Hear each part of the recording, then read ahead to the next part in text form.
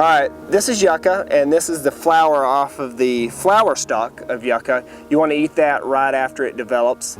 This is a seed pod. You also want to eat it right after it develops, or otherwise it gets too tough. I like to roast it. And then the flower stalk right after it grows. You want to harvest it early in the spring, way before it develops flowers, way before it develops seed pods. That's also a good source of nutrition. It has carbohydrate, it has minerals. Now that's the edible parts of the plant. Now let's talk about the inedible parts of the plant that are still useful.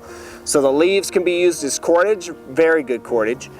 And the root itself can be crushed up. Native Americans used to crush it up and go to small ponds and streams and use the soapinins within the root to poison the fish. The soapinins would bind to their gill slits and the fish would suffocate and come floating up to the surface.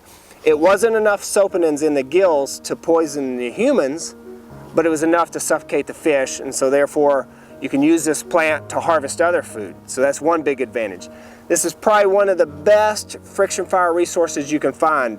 When the flower stalk, when it dries, you can use the flower stalk for a spindle. If it's large enough, you can use it as a fireboard. It has a really low ignition temperature, and we've used it for hand drills, for the spindle, for a bow drill, for fire plows, you name it.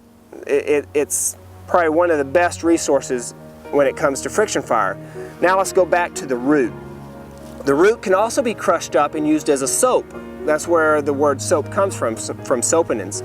So the Native Americans used to crush it up. It makes a nice foamy soap that you can use. So a really good resource if you live in the South or Southwest and you have yucca available, you want to know this plant.